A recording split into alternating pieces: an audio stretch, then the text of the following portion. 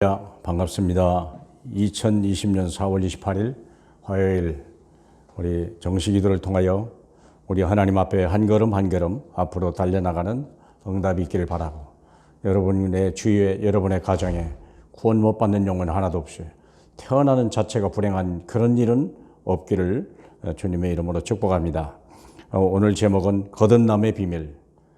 거듭나야 됩니다. 부모로부터 한 번 육신을 태어났으면 반드시 거듭나야 됩니다. 예수 그리스도 하나님 앞에 다시 나야 영원한 존재가 되는 겁니다.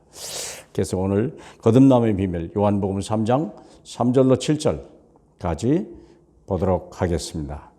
예수께서 대답하여 이르시되 진실로 진실로 네게 이르노니 사람이 거듭나지 아니하면 하나님의 나라를 볼 수 없느니라. 니고데모가 이르되 사람이 늙으면 어떻게 날 수 있사옵나이까? 두 번째 모태에 들어갔다가 날 수 있사옵나이까? 예수께서 대답하여 이르시되 진실로 진실로 내게 이르노니 사람이 물과 성령으로 나지 아니하면 하나님 나라에 들어갈 수 없느니라. 육으로 난 것은 육이요 영으로 난 것은 영이니 내가 내게 거듭나야겠다는 말을 놀랍게 여기지 말라. 아멘. 우리는 운명을 바꿔야 됩니다. 한 번 태어나서 육으로 태어난 것은 무서운 운명에 잡히는 겁니다. 우리가 운명에서 벗어나는 방법이 세상에서는 있어요, 없어요? 없습니다. 왜냐하면 사주팔자, 자기가 출생 연, 월, 일시를 바꾸지 않는 이상은 못 바꾼다고 하는 거예요.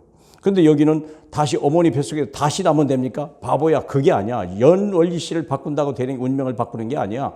사주팔자를 바꾸는 게 아니고 너의 근본을 바꿔야 돼. 그러면서 하시는 말씀이잖아요. 물과 성령으로 거듭나야 된다. 그래야 네가 운명에서 사주팔자에서 빠져나간 거고 새로운 피조물이 되는 거, 거듭난 인생이 되는 거야. 여러분, 우리는 죄 가운데 태어나서 육으로 살다가 그냥 지옥으로 가기 때문에 이대로 살면 가만히 있으면요 틀림없이 욕 갑니다. 태어나서 죄 한 번도 안 진 사람도 가만히 있으면 틀림없이 멸망하고 틀림없이 지옥을 갑니다. 왜 그러냐? 죄 가운데 태어나서 그래요. 그럼 무슨 죄입니까? 중요한 건 원죄 사건이요. 자범죄 아니에요. 여러분, 자범죄를 지면요 감옥 가면 되고, 자범죄는 갔다가 벌금 내면 끝나는 거예요. 근데 원죄는 하나님 앞에 지은 죄이기 때문에요. 이건 감옥에 갈 수 없고 어디로 가요? 감옥에 가. 이거 지옥에 가야 되는 거예요. 하나님 앞에 사람 앞에 지은 죄는 감옥에 가야 되고, 하나님 앞에 지은 죄는요 지옥에 가야 되는 거예요. 그래서 원죄는 하나님 앞에 지은 죄요. 하나님을 떠난 죄가 있다니까요. 하나님의 말씀을 버려버렸어요. 먹으면 죽는다 했는데 그 말씀을 버려버린 거예요. 말씀을 버린 게 아니에요. 하나님을 버렸어요. 그래서 하나님을 떠나요. 그래서 결과가 뭡니까? 영이 죽었다. 이걸 반복해서 얘기하는 이유를 알으셔야 돼요. 그래서 우리가 육적 존재로만 남아버린 거예요. 원래는 영적으로 신령한 존재였어요. 영의 하나님과 같은 영적 존재였습니다. 그런데 우리가요 하나님을 떠나버린 짐승과 같은 육체만 남은 존재로 타락했다는 거예요. 그러다 보니까 우리가 12가지 문제가 우리를 계속 밀려오는 거예요. 이게 홍수같이 밀려오는 거예요. 첫 번째, 함정에 걸렸어요. 창세기 3장, 6장, 11장에. 창세기 3장, 육신만 남아버린 거예요. 말씀을 떠나버리기 때문에. 그리고 네피림, 마귀의 운명이 잡혀버린 자가 돼버린 거예요. 그리고 이게 바벨론의 세상의 성공, 이거 세상 따라가다가 우린 여기 무서운 함정에 잡힌 거 아닙니까? 이게 우리가 이 야고보 3장 15절에 보니까 마귀적인 거, 세상적인 거, 정욕적인 거 세 가지 걸렸다고 얘기하지 않습니까? 그것이 하늘에서 내려온 것이 아니고 세상에서 온 거라고 이걸 얘기하는 거예요.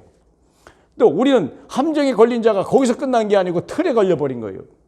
무서운 틀에. 사도행전 13장 무당, 무속, 점술, 16장 점술에 걸렸거든요. 다시 말하면 영적인 문제에 걸리고 운명에 걸리고 사주팔자에 걸린 문제예요. 꼼짝도 못하는 거예요. 어느 날 갑자기. 어느 대통령, 무슨 대통령이라고 하시지 않습니까? 그분이 죽으시면서 한 말이 나는 운명에 걸렸다 그러고 돌아가시잖아요.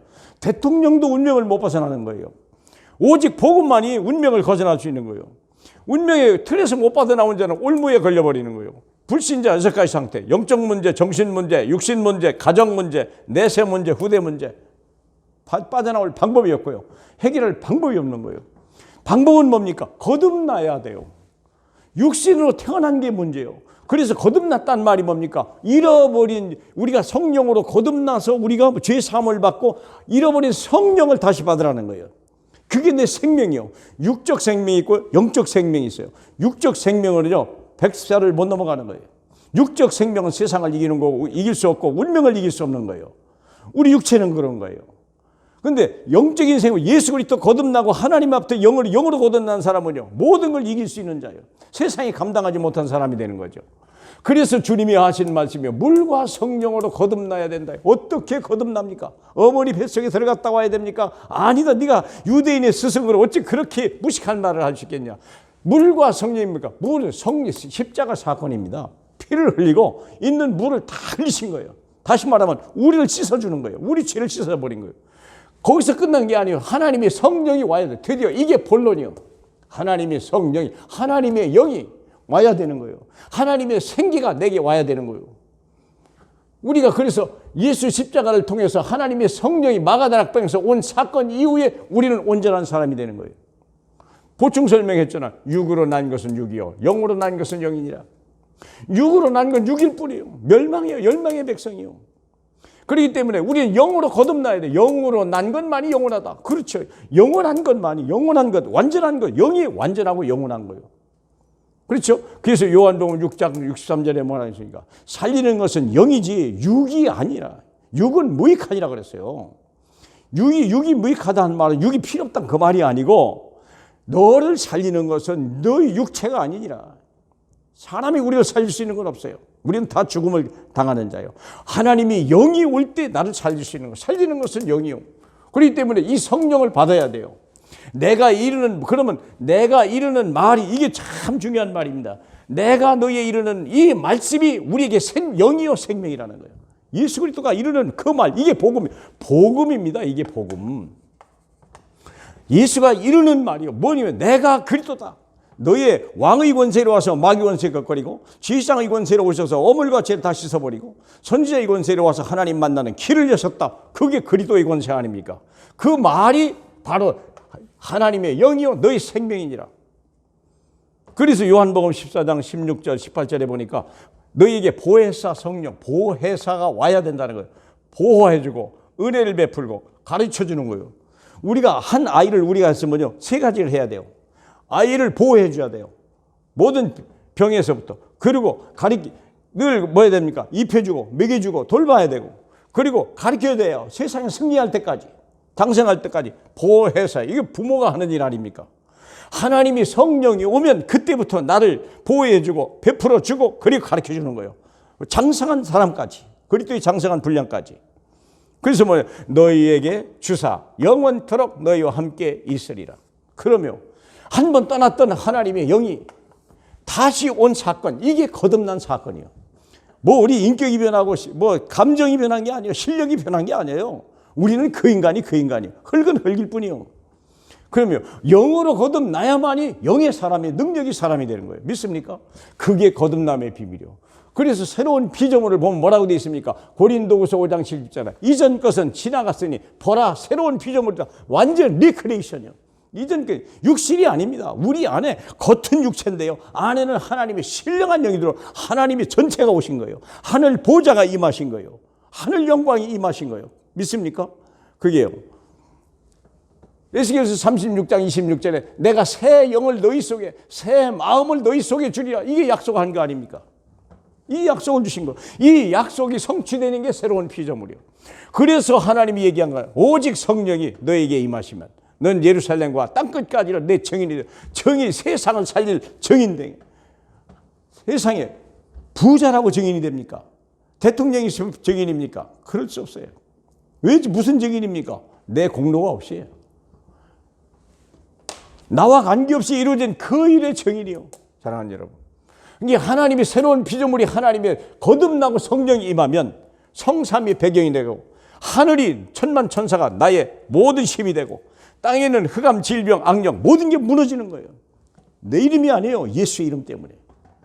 너희가 십자가에 못 박아 죽인 그 예수, 그 이름이 이 안전뱅이를 이렇게 한 게 아니냐. 그 사건이, 그게 거듭남의 사건이요, 거듭난 자가 이루어질 이 땅에 하나님의 역사요, 하나님의 증거입니다. 저와 여러분이 예수 믿고 내 말을, 예수의 말만 들으면 돼요. 예수는 그리스도, 모든 문제 해결자. 아멘 하는 순간 저와 여러분은 능력의 사람이요, 영원히 사는 사람이요, 하나님의 축복 아래 있는 사람이 되는 걸 믿으시길 주님의 이름으로 축복합니다. 하나님 감사합니다. 육으로 난 것은 육이라고 그랬고 영으로 난 것만이 영이라고 말씀하신 주님, 우리가 예수 그리스도를 인하여 그의 말씀으로 인하여 다시 살게 하시니 감사합니다. 죽었던 영혼이 살게 하고 무능함이 능력으로 바꿔지게 하시고 사망이 생명으로 영원한 생명으로 바꿔지게 하고 육신의 땅에 썩어질 자가 하늘의 생명을 얻은 자 하나님의 자녀를 거듭난 걸 믿고 감사합니다. 세상이 감당할 수 없는 하나님의 사람으로 축복하여 주시옵소서. 예수님 이름으로 기도합니다.